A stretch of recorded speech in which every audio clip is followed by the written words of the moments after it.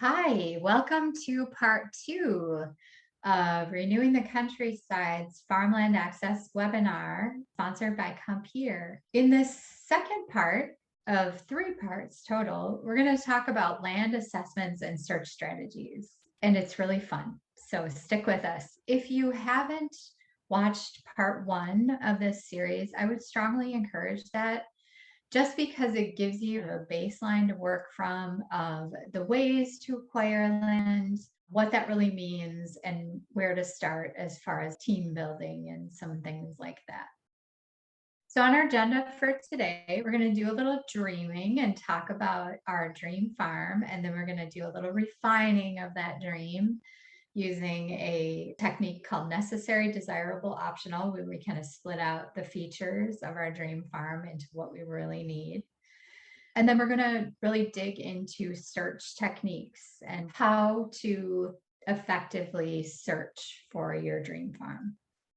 Okay, so this is kind of a fun graphic in thinking about your dream farm. I think it's really important as you're creating your future and you're dreaming and you're trying to make things happen, it's really important to have a balance of both of these. And I think these documents help you do that to a certain extent.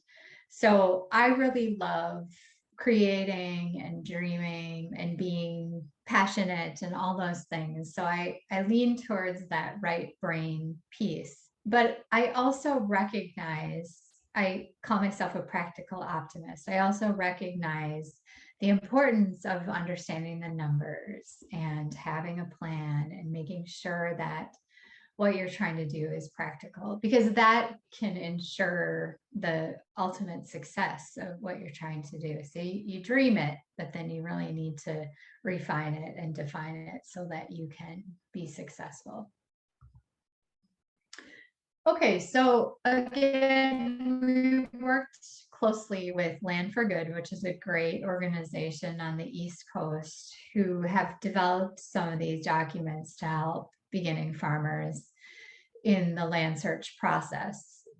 So when you're thinking about your dream farm, it's really important to think through and fully answer these questions.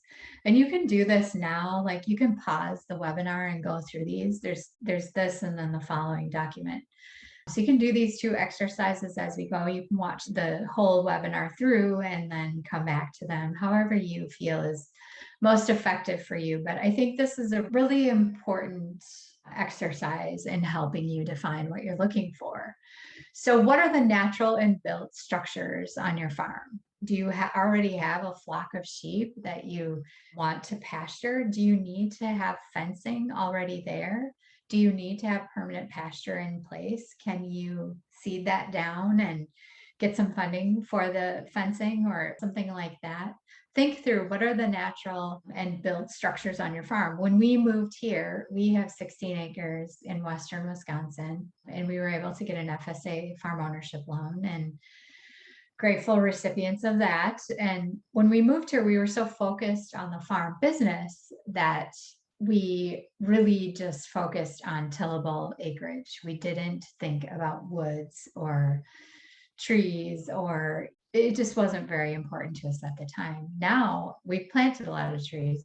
I wish we had more old growth trees because I would love them and it would help us with wind protection as well. So anyway, you can't know that until you're in it, but just thinking through some of these natural and built structures on your farm. What's your operation? Maybe you already have your operation going, and so that's easy to lay out.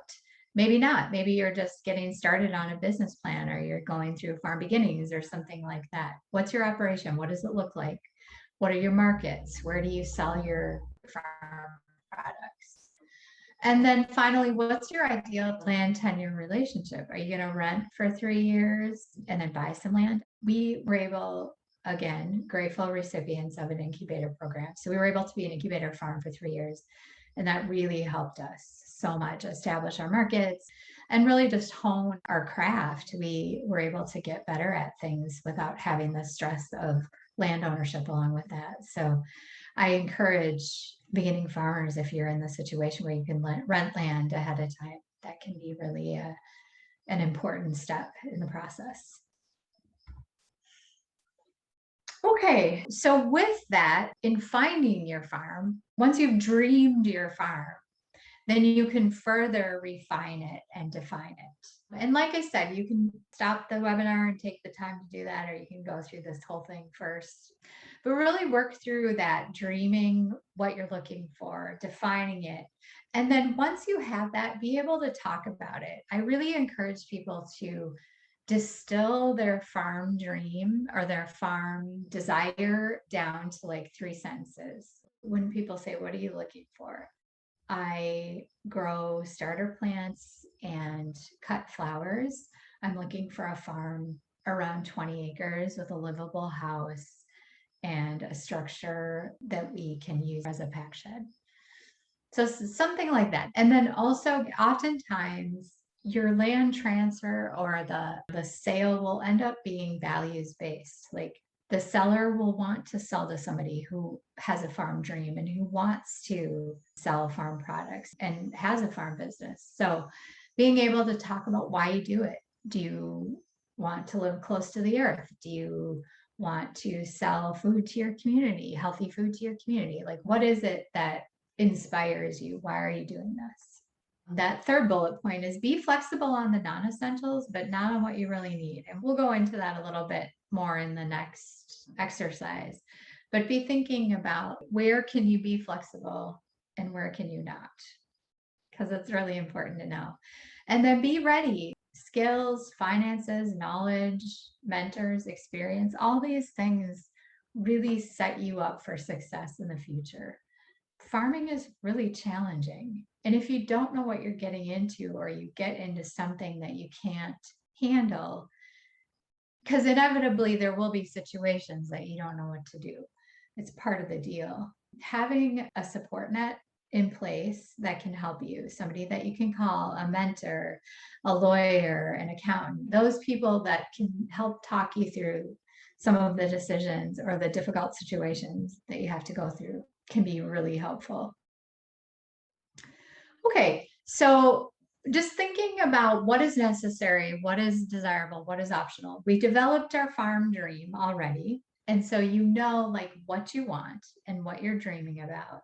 And then we're going to further refine that using this exercise. So think about what is necessary. You probably need water, right? Water is huge. Do you have a well? Do you have the means to have a well put in? If you don't have a well, do you have a creek? How are you going to have water on your farm? Is that necessary? Probably. What is desirable? A white picket fence is desirable, but maybe it's just makes more sense and is a lot less expensive to have high tensile wire or something like that. So what is desirable, but not really necessary? Because there's a different option that could work and might be a lot less expensive or easier to do. And then what is really optional? Maybe you really, really love that rocking chair on your front porch to sit in when you have your morning coffee. And maybe you get that rocking chair on your back deck in the next year or something like that. So really like refining. And I think these things change like as you go down your pathway and you're flexible and you're trying to figure out what works for everybody in your family or however you're going about this. But it's good to have this defined so that then you can have that intention to work from. It's really helpful. So this is a great document. Again, you can pause the webinar now or you can do this later. It's just breaking out some of the categories that are involved in acquiring land and then putting them in those necessary, desirable, optional columns. So like tenure, is it necessary to own it right away? Maybe there's some ideas. Maybe you have some family or some friends that you could rent from. Kind of think through that a little bit. Location, I think, is interesting. We were an incubator farm and had our markets in the Twin Cities. And so we wanted to be within 70 miles of the Twin Cities. We are like at the 70th mile. So we're on the edge, but that's what worked for us. And that has worked out for us. So it was necessary for us to be within that 70 miles. Desirable would have been like 45 miles, but not necessary. So anyway, thinking through some of those things, like what can you use for housing? Maybe you don't need a house to start. Maybe you can live in a camper, or you can get housing in town or something like that. That would work for you for your situation. I think community is a really important one to think about too. Like if you have children, where are your kids going to go to school? What is your plan for that? Katie is another navigator who will be interviewed in this second section along with John. And she has a really interesting story about how her dream farm changed. Okay, and John will talk about some search techniques. A lot of people come to us as navigators and they're like, where do I find land? And it's really not that simple. It can be, but you gotta be creative and you have to be persistent. So look for it in obvious places. Do you have family who has land? Do you have friends who have land? Are you in an area where there could be land available? Have you heard about some land that's available? Just think through all of these different connections that you already have, and then be creative and look in not so obvious places. I think one of the places that can be really helpful is like local newspapers and like the local post office and the local library, because there can be connections there. A lot of farm transfers get started word of mouth. And so there can be a lot of great options looking in those areas. Talk to people about it. Ask everyone you meet. Talk to people about what you're looking for. And word of mouth is very powerful, and that can really get you to where you want. And then just be thinking about these things, the geography, the community, and like proximity to your markets. I think those are huge as you're thinking through what's going to make the most sense for you financially and socially, like for your family or for yourself. Maybe it's really important for you to be within a community that you connect with and that you enjoy being with. I think that's really important for everybody, actually. And so, how are you going to achieve that? Maybe it's not going to work for you to be super rural. Maybe you need to do something else, and kind of talk through some of those options. Okay, now we're at the fun part again. So this Land Access Navigator interview is with Katie Kabovchik, and her farm is Prairie Smoke Gardens. They're like a peri-urban farm in St. Paul. And she is also a navigator. And so she's got a lot of great things to share about her story and just about her work in working with clients and connecting with beginning farmers in their search for land. Hi, I'm here with Katie Kabovchik. And she is also a land access navigator with the Renewing the Countryside Land Access Program. She's also a farmer, and her farm business is Prairie Smoke Gardens. She lives in St. Paul, Minnesota, and we're going to talk about a few things. She's going to share her experience working with farm seekers and what she's looking for when a client comes to her looking for land. And then also just share a little bit about her own journey in buying farmland and searching for farmland. Thanks for being with us, Katie. Yeah, thank you. Welcome. Yeah, so do you want to give a little background about yourself, and then we'll go into what you're looking for when you first meet with clients? Like, how can a client help you help them? Well, I've been working with the Navigator program for about 1.5 years now. And in addition to that, work with some other farming nonprofits in the Twin Cities to support farmers in different areas of their farm business. And then, like you said, have a small little farm here ourselves in St. Paul called Prairie Smoke Gardens. So yeah, when I first start working with a new client and getting to know them and their land access journey, a lot of times their first question is just how to get started in this process. And, I think it first depends on where they're starting as far as if they've been farming or are new to entering farming. And so I think, that's one first distinction that it's helpful to make. And how to best prepare for someone new to farming and just entering would be somewhat different than someone that's been farming and are really on that process of accessing land for their farm business. So if someone's really new to farming, I think the first thing is just getting them connected to organizations in the Twin Cities. There's a lot of really helpful farming organizations, and really getting access to that education that's offered through a lot of them, and possible working on a farm, getting the skills, and just getting to know that whole scene better in the area of farming. So that's definitely a first starting point. But then, really as we're approaching the land question of how to access land, I think there's three things that's really helpful to know. One is their financial situation, what land is affordable for them if it's purchasing an option. And secondly is just knowing their goal with farming. Is it really to homestead, or are they looking for a farm business? And that's a really important distinction for how we move forward. And, a lot of people don't necessarily know that until we kind of start talking through the differences and how the paths are different for those two different ventures. And well, actually, I think those are the first few things to figure out. So thanks, Katie. You touched on being flexible, and we're going to talk about defining and refining our goals and what we're looking for, and how our land search can support that, ultimately support what our farm business becomes. And I know that you have personal experience with flexibility and that vision changing. Can you share some about your experience and how that went and what it looks like 5 years later? Yeah.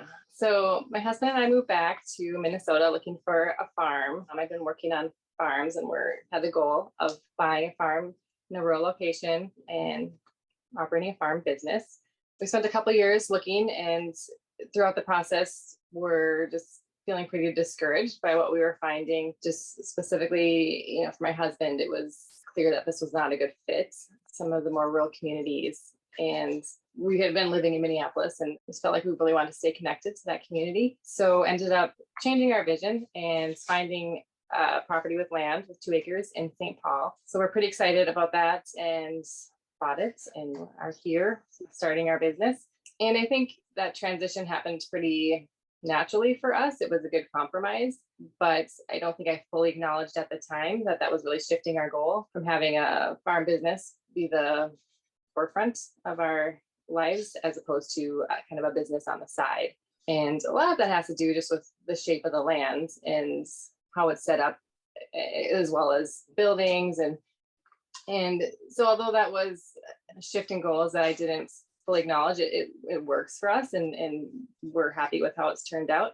But I think it's important to think about that as you're starting your search, because that's not going to be the case for everyone, that they'd be okay with a shift like that. So I think the other thing for me was there was another realization in the process where I knew that leasing land would have been the best option for growing a farm business. So I felt like I knew at the time that if I really wanted this to be our focus, that we would need to lease and really establish a business first before buying land. But we were ready to buy land. It's what we wanted to do. So that was really more of the driving factor. And so now we're here. That's a great story. Thanks for sharing. And so you do an NSA, a neighborhood supported agriculture share, right? Yeah, so we had interest from our neighbors in what we were doing, and had tried a few other markets, selling to restaurants, and then we're approached by our neighbors. And ultimately that was what we wanted to do, was to provide for the surrounding area right around us, because it is so populated. So this is our second year now doing the NSA, the neighborhood supported agriculture. That's cool. And so I know that you've worked with a number of clients. You've been working with beginning farmers for a long time. When clients come to you, what can they bring to help them help you? Like, what kind of questions will you have to start? And can you just touch on that a little bit? Yeah, well, definitely the first question would be the goal. What is your goal in farming? And that would just determine where we go from there. So if your goal is really to have a farm business and to that to be your focus, then a business plan is super important. And that not only gets your vision on paper, describing what you're looking for, so we know kind of what property you're looking for, but it also really makes it clear if you're ready or not with your skills, with your experience, and also if you're ready financially. Knowing what you can afford is very important, and farming is not financially lucrative, so you need to figure out those numbers ahead of time. You can't just trust it's going to work out. So having those numbers on paper is very important. And that's something we can talk about and work on together. So you don't need to have a finished business plan, but just know that that's part of the process of looking for land to sustain a farm business.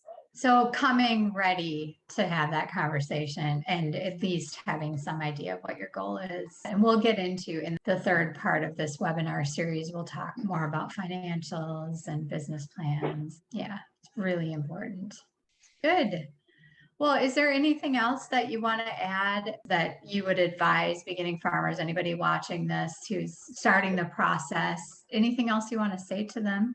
I think, just understanding that it is a process, that thinking about land and buying land is really the fun part.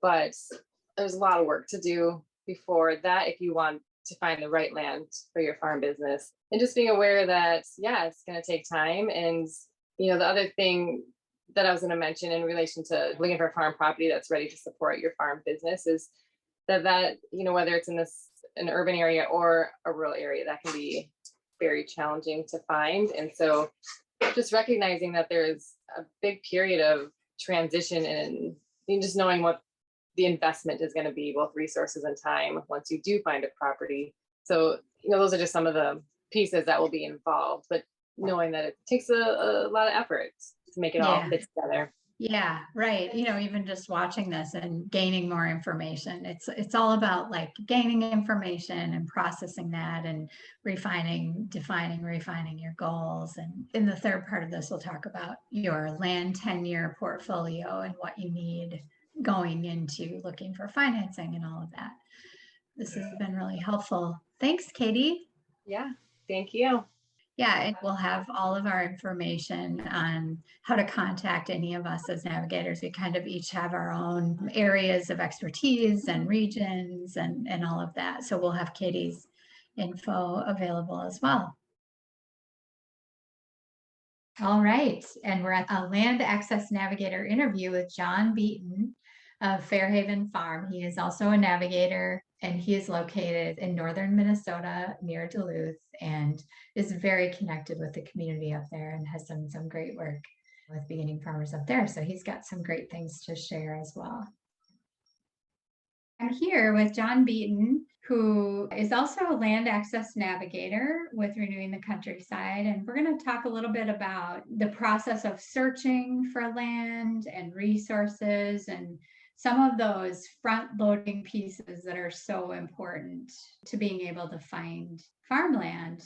Thanks for being here, John. Absolutely, yeah. So do you have some beginning info when you're working with clients as a navigator? What do you refer them to in searching, and how do you help them begin that process? Whenever I'm helping my clients search for land, and when they're at that stage, there's a lot of steps that have to happen before they're at that stage. But when we're ready to start searching, I always draw on my own experience from how we found our land, my wife and I. And so I think one of the most important components that often gets overlooked and might not be as important in another situation, but when it comes to farms and starting your own business and finding land that is suitable for that, I think one of the most important things is being able to tell your story and be able to talk about what you want to do and what you want to do with the land, because I think that opens up more doors for searching for land rather than just simply finding a realtor and finding 10 acres, whatever that might be. So we found our land because of that, because my wife and I had the ambition to start a farm business. And so, we tell our friends and we tell our family this, and we talk about what we want to do. We want to grow vegetables. We want to feed our community, things like this. And it just so happened that a mutual friend, the woman that we would eventually buy our farm from, told us that she was thinking about selling her farm. And so that connection was made completely personally. And through that, we were able to connect with that landowner. And there again, it comes back to telling your story. We told her what we wanted to do. And in this instance, that was literally the gateway to that pathway to ownership, because people had offered to buy her land from her several times prior. And it took us telling our story and saying, we want to farm professionally, for her to say, that's it. She said, I would not sell the farm to anyone else if they weren't going to farm the land. So I think being able to tell your story and engage your personal networks, and maybe expanding beyond your own personal networks too, I think is really, really critical. Yeah. Yeah, I agree. That's great. That's a great story. So earlier in this part of the webinar series, we talked about like your farm vision, you're planning your dream farm, and then talking about what was necessary, desirable, and optional in, kind of defining like what's a deal breaker, what can you be flexible on. Can you give insight on how you help people and how you worked on this yourself, refined telling your story and kind of learned what you really wanted and how to share that? I'll kind of draw upon my own personal example as, my wife and I sat down and we painted a picture of what is our ideal farm, define its characteristics, and get down to as much detail as you possibly can, because I think this also can be a stumbling block for people in their land access journey, in that they don't define it at all, or say, well, I'll get there when I get there, or whatever, So I think there is power in defining what you truly want. And then as you start to interact, or if you find a piece of land or start connecting with a landowner, then I think some of those other questions come into play. Well, I really wanted a turnaround driveway, but this doesn't have it, but it's got a nice field. So then I think you can start to dissect that a little bit more. But I think at least starting with your ideal vision is important. So you know what you're looking for. Yeah, definitely. Do you have any search engines or like websites or anything like that, or resources that you refer people to? Yeah, often I'll direct people towards a couple resources. I always like to direct people towards the Land Stewardship Project Land Link, which is just like a database where if you're searching for land, you can post, I'm searching for X, Y, and Z. Or if you're a landowner, you can post, I have this and I'm looking to transfer. So there's several of those types of land link services that exist. So LSP is my kind of number one I refer people to.